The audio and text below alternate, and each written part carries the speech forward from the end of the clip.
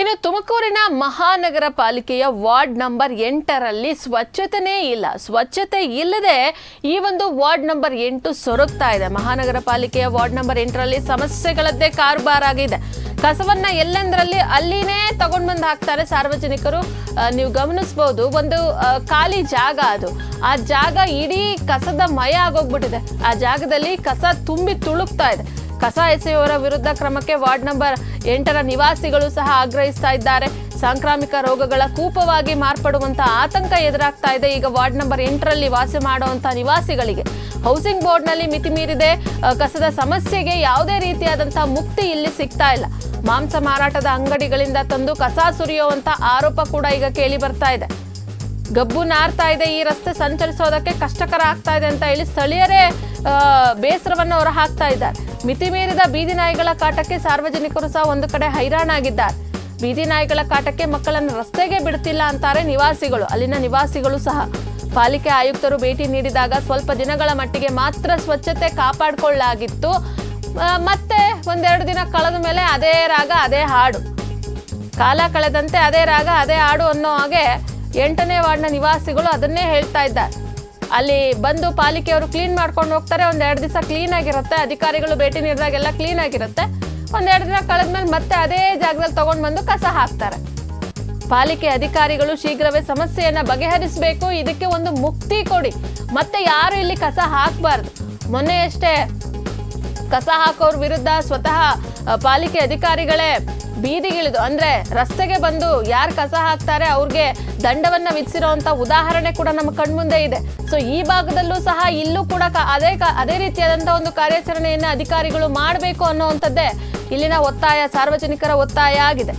ಇನ್ನು 8ನೇ ವಾರ್ಡಿನ ನಿವಾಸಿಗಳಾದಂತಹ ಶಾಸಿಯತ್ ಮತ್ತೆ ಸೈಯದ್ ನಯಾಜ್, ಮಾಜಿ ಕಾರ್ಪೊರೇಟರ್ ಸೈಯದ್ ನಯಾಜ್ ಮಾತನಾಡಿದ್ದಾರೆ. ನೋಡೋಣ. ಎಷ್ಟು ರಾಶಿ ಕಸ ಇದೆ ಅಂದ್ರೆ ನಾವು ಎಷ್ಟೊಂದು ಕಂಪ್ಲೇಂಟ್ಸ್ ಮಾಡಿದ್ದೀವಿ. ಅವ್ರು ಇವ್ರು ಬರ್ತಾರಲ್ಲ ಕಸ ಅವ್ರಿಗೂ ಮಾಡಿದ್ದೀವಿ. ಮತ್ತೆ ಆಫೀಸ್ಗೂ ಕಂಪ್ಲೇಂಟ್ ಕೊಟ್ಟಿದ್ದೀವಿ. ವಿಡಿಯೋ ಮಾಡಿ ಹಾಕ್ತೀವಿ. GPS ಸಹಿತ ನಾವು ಫೋಟೋ ವಿಡಿಯೋ ಎಲ್ಲ ಇಟ್ಕೊಂಡಿದ್ದೀವಿ. ಆದ್ರೂ ಕಸ ಹಾಕ್ತಾರೆ. ಏನು ಮಾಡ್ತಾರೆ ಅಂದ್ರೆ ಮುಂದೆಯಿಂದ ಕ್ಲೀನ್ ಮಾಡ್ಕೊಳ್ತಾರೆ ಸರ್. ನಾವು ಅವ್ರದ್ದು ತಪ್ಪು ಅಂತ ಹೇಳ್ತಾ ಇಲ್ಲ. ಪಬ್ಲಿಕ್ ತುಂಬ ತಂದು ರಾಶಿ ಈಗ ಅಲ್ಲಿ ಎತ್ತಿದ್ರೆ ರಾಶಿ ಕಸ ಇರುತ್ತೆ. ಒಂದು ಸಮುದ್ರದಷ್ಟು ಕಸ ಹಿಂದೆ ಆಗ್ಬಿಟ್ಟವ್ರೆ. ಮತ್ತೆ ದಿನಾ ಪ್ಲಾಸ್ಟಿಕ್ಗೆ ಬೆಂಕಿ ಹಾಕ್ತಾರೆ ಸರ್. ಅಲ್ಲಿ ಮೂಗಿ ಇಟ್ಕೊಂಡಿರೋಕ್ಕಾಗಲ್ಲ. ಮತ್ತೆ ಇದು ಮಳೆ ಬಿಟ್ಬಿಟ್ರೆ ತಾನೇ ಎಷ್ಟು ಗಬ್ಬು ವಾಸನೆ ಅಂದರೆ ಅದರಿಂದ ಹೊಸ ಕಾಯಿಲೆಗಳು ಉಟ್ಕೊಂಡ್ಬಿಡ್ತವೆ. ದಯವಿಟ್ಟು ಎಲ್ಲರಲ್ಲಿ ಒಂದೇ ವಿನಂತಿ ಏನಂದರೆ ಅದೇನಾದರೂ ಮಾಡಿಸಿ.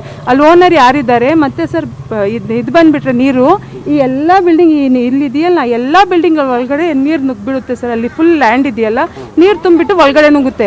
ಅದ್ರ ಜೊತೆಗೆ ಅಲ್ಲಿಂದನೂ ಇದು ಬರುತ್ತೆ ಸರ್, ಹಾವುಗಳು ಎಲ್ಲ ಅಲ್ಲಿಂದನೂ ಬರುತ್ತೆ. ನಮ್ಮ ಮನೆಗೂ ಎಷ್ಟೊಂದು ಹಾವು ಬಂದುಬಿಟ್ಟಿದ್ವು.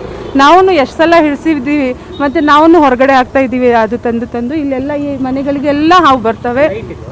ಏನು ಸರ್ ಇಲ್ಲ, ಅಲ್ಲಿ ಕಂಬ ಇದೆ. ಇದ್ರೂ ಅಲ್ಲಿ ರಾತ್ರಿ ಹಾವು ಎಲ್ಲ ಇಲ್ಲಿ ಎಲ್ಲ ಬರುತ್ತೆ ಸರ್. ಈ ಲೈನ್ಗೆ ಎಲ್ಲರಿಗೂ ಗೊತ್ತು. ಅದು ಇಲ್ಲ, ಈಗ ಪಬ್ಲಿಕ್ಸೇ ಸರ್ ಹಾಕೋದು ಎಲ್ಲ.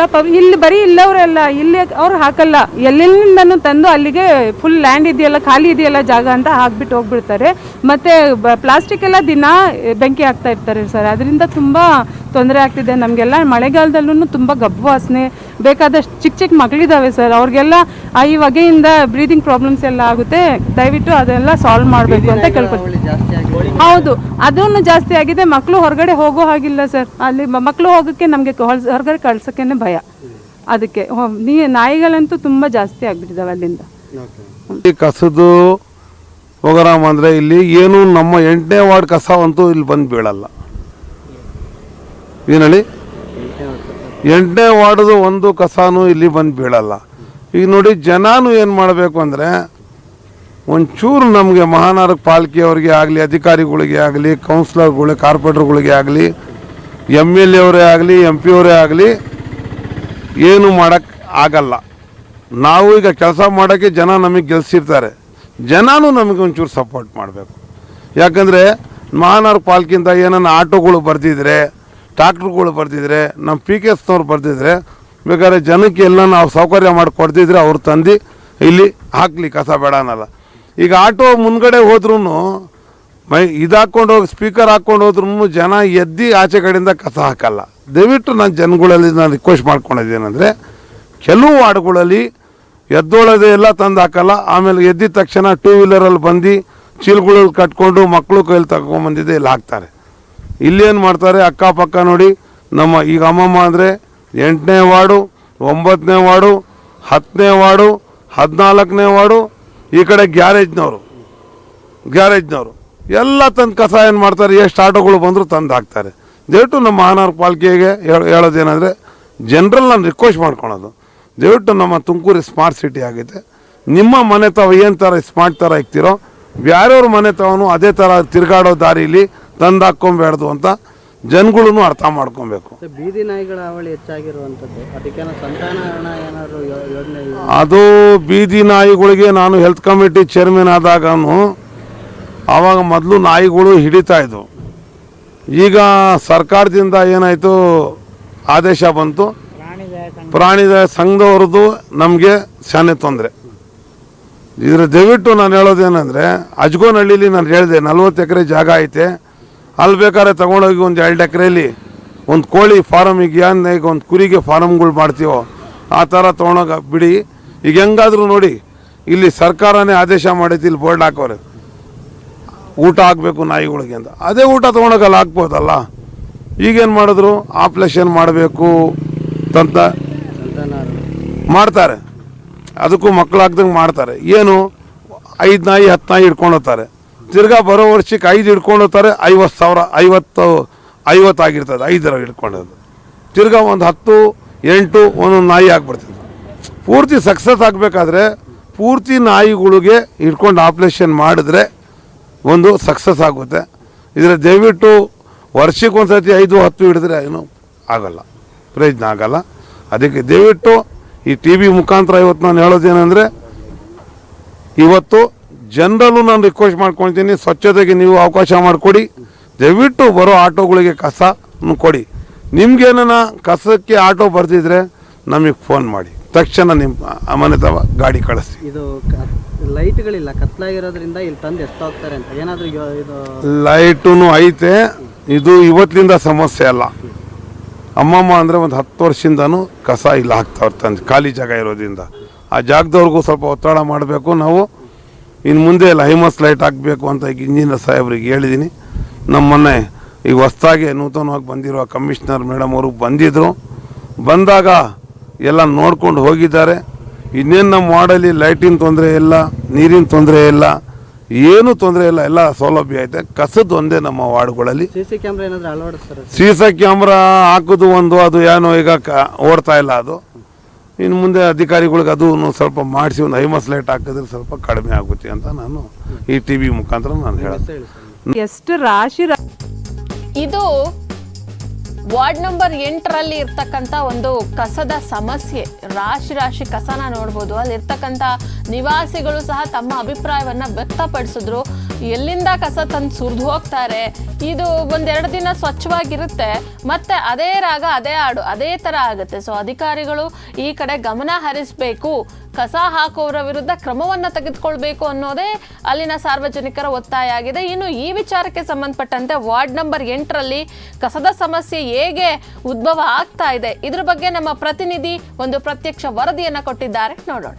ಇವತ್ತು ನಾವು ತುಮಕೂರು ಮಹಾನಗರ ಪಾಲಿಕೆಯ ವಾರ್ಡ್ ನಂಬರ್ 8ರಲ್ಲಿ ಇದ್ದೀವಿ. ಇದನ್ನು ಹೌಸಿಂಗ್ ಬೋರ್ಡ್ ಅಂತಲೂ ಕರೀತಾರೆ. ಇಲ್ಲಿ ಸಮಸ್ಯೆ ಏನಪ್ಪ ಅಂದರೆ, ಸಾಕಷ್ಟು ದಿನಗಳಿಂದ ಇದು ಕಸದ ಸಮಸ್ಯೆ ಹೆಚ್ಚಾಗ್ತಾ ಇರುವಂಥದ್ದು. ಇಲ್ಲಿನ ನಿವಾಸಿಗಳು ಕೂಡ ಈ ಬಗ್ಗೆ ಮಹಾನಗರ ಪಾಲಿಕೆಗೆ ಏನು ಕಂಪ್ಲೇಂಟ್ ಮಾಡಿದ್ರು ಕೂಡ ಮಹಾನಗರ ಪಾಲಿಕೆಯವರು ಎಚ್ಚೆತ್ಕೊಂಡಿಲ್ಲ.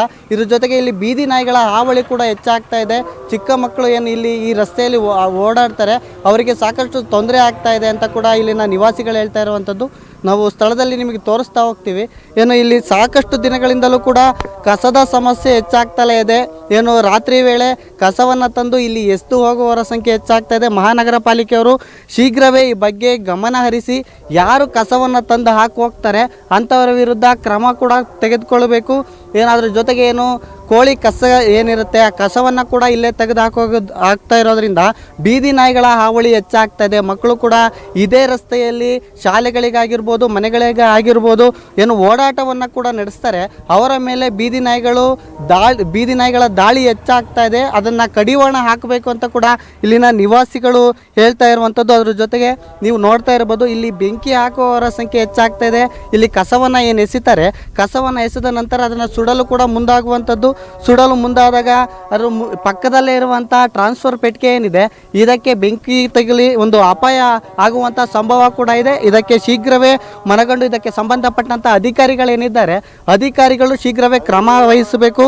ಇಲ್ಲಿನ ಕಸವನ್ನು ಶೀಘ್ರವೇ ತೆರವುಗೊಳಿಸಬೇಕು ಅಂತ ಕೂಡ ಇಲ್ಲಿನ ನಿವಾಸಿಗಳು ಒಂದು ಒತ್ತಾಯವನ್ನು ಮಾಡ್ತಿರುವಂಥದ್ದು. ಈಗ ತಾನೇ ಮಹಾನಗರ ಪಾಲಿಕೆಗೆ ಏನು ಆಯುಕ್ತರು ಕೂಡ ಬಂದಿದ್ದಾರೆ. ಆಯುಕ್ತರು ಇಲ್ಲಿ ಭೇಟಿ ನೀಡ್ತಾನೆ ಇರ್ತಾರೆ. ಭೇಟಿ ನೀಡಿದ್ರು ಕೂಡ ಇಲ್ಲಿನ ಕಸದ ಸಮಸ್ಯೆ ಕೂಡ ಏನು ಬಗೆಹರಿದಿಲ್ಲ. ಶೀಘ್ರವೇ ಯಾರು ಕಸವನ್ನು ತಂದು ಎಸೆದು ಹೋಗ್ತಾರೆ ಅಂಥವರ ವಿರುದ್ಧ ಕ್ರಮ ಆಗಬೇಕು, ಅವರಿಗೆ ದಂಡ ಹಾಕುವಂಥ ಕೆಲಸ ಆಗಬೇಕು ಅಂತ ಕೂಡ ಇಲ್ಲಿನ ನಿವಾಸಿಗಳು ಹೇಳ್ತಾ ಇರುವಂಥದ್ದು. ಇವತ್ತು ನಮ್ಮ ಜೊತೆಗೆ ಇದು ಏನು ಹೌಸಿಂಗ್ ಬೋರ್ಡ್ ಕಾಲೋನಿಯ ನಿವಾಸಿಗಳು ಕೂಡ ಇವತ್ತು ನಮ್ಮ ಜೊತೆಗಿದ್ದಾರೆ. ಅವ್ರನ್ನ ಮಾತಾಡಿಸ್ತಾ ಹೋಗ್ತೀನಿ. ಸರ್, ಎಷ್ಟು ದಿನಗಳಿಂದ ಇಲ್ಲಿ ಸಮಸ್ಯೆ ಆಗ್ತಾ ಇದೆ ಸರ್? ಸುಮಾರು ವರ್ಷಗಳಿಂದ ಸರ್. ಯಾರು ತೆರವು ಮಾಡ್ತಾ ಇಲ್ವಾ? ಯಾರು ಬಂದು ಹಾಕ್ತಾರೆ ಏನು ಅಂತ ಗೊತ್ತಲ್ಲ. ಒಟ್ನಾಗ ನಾಯಿಗಳು ಜಾಸ್ತಿ ಆಗಿಬಿಟ್ಟವೆ. ಅವು ಏನೇನೋ ತಂದು ದೊಡ್ಡದು ಮಾಂಸ ತಂದು ಬಿಸಾಕ್ತಾರೆ. ಹಸುವಿಂದು ಎಮ್ಮೆವು ತಂದು ಮನೆಗಳ ಹತ್ರ ಹಾಕ್ತಾವೆ ನಾಯಿಗಳು ತೊಗೊಬಂದು. ಬೀದಿ ನಾಯಿಗಳ ಹಾವಳಿ ಹೆಚ್ಚಾಗ್ತಾ ಇದೆ. ವಿಪರೀತ ಆಗಿದೆ. ಒಂದು ಗಾಡಿ ಹೋಗಂಗಿಲ್ಲ, ಅಟ್ಟಿಸ್ಕೊಂಡು ಹೋಗ್ತವೆ. ಇಲ್ಲಿ ಮಹಾನಗರ ಪಾಲಿಕೆ ಆಯುಕ್ತರು ಏನಾದರೂ ಭೇಟಿ ನೀಡಿದ್ರಾ? ಇಲ್ಲ ಸರ್, ಬಂದಿಲ್ಲ. ಕಸವನ್ನು ತೆರವುಗಳು ಎಷ್ಟು ದಿನಕ್ಕೊಂದ್ಸತಿ ಕಸ ಕ್ಲಿಯರ್ ಮಾಡ್ತಾರೆ ಸರ್ ಇಲ್ಲಿ ಏನಾದರೂ ಬಂದರೆ? ಅವರು ಬರೀ ಮನೆ ಹತ್ರ ತಗೊಂಡೋಗ್ತಾರೆ. ಇಲ್ಲೇನು ತೊಗೊಂಡೋಗಿರೋ ಇದು ಮಾಡಲ್ಲ, ಅದು ಗೊತ್ತಾಗಲ್ಲ. ಅಂದರೆ ಇದು ಸಮಸ್ಯೆ ಬಹಳ ವರ್ಷಗಳಿಂದ ಆಗ್ತಿದೆ. ಇಲ್ಲ ಸರ್. ಸೊ ನೋಡ್ರಲ್ಲ ವೀಕ್ಷಕರೇ, ಇದು ಸಮಸ್ಯೆ ಏನಂದರೆ ಬಹಳ ವರ್ಷಗಳಿಂದಲೇ ಇದು ಕಸದ ಸಮಸ್ಯೆ ಆಗ್ತಾ ಇರುವಂಥದ್ದು. ಇದನ್ನು ತೆರವುಗೊಳಿಸೋದಕ್ಕೆ ಮಹಾನಗರ ಪಾಲಿಕೆ ಅಧಿಕಾರಿಗಳು ಕೂಡ ಮುಂದಾಗ್ತಾ ಇಲ್ಲ. ಶೀಘ್ರವೇ ಬಂದು ಏನು ಇಲ್ಲಿ ಕಸದ ಸಮಸ್ಯೆ ಏನಿದೆ, ಬೀದಿ ನಾಯಿಗಳ ಹಾವಳಿ ಏನು ಅತಿ ಹೆಚ್ಚಾಗ್ತಾ ಇದೆ, ಅದನ್ನು ಶೀಘ್ರವೇ ಅದಕ್ಕೆ ಕಡಿವಾಣ ಹಾಕಬೇಕು, ಕಸವನ್ನು ತೆರವು ಮಾಡಬೇಕು ಅಂತ ಕೂಡ ಇಲ್ಲಿನ ನಿವಾಸಿಗಳು ಒತ್ತಾಯವನ್ನು ಮಾಡ್ತಾ ಇರುವಂಥದ್ದು. ಕ್ಯಾಮ್ರಾ ಪರ್ಸನ್ ನಾಗರಾಜು ಜೊತೆ ಬಾಬು ಶಾಗ್ದಡು, ಪ್ರಗತಿ ಟಿವಿ, ತುಮಕೂರು.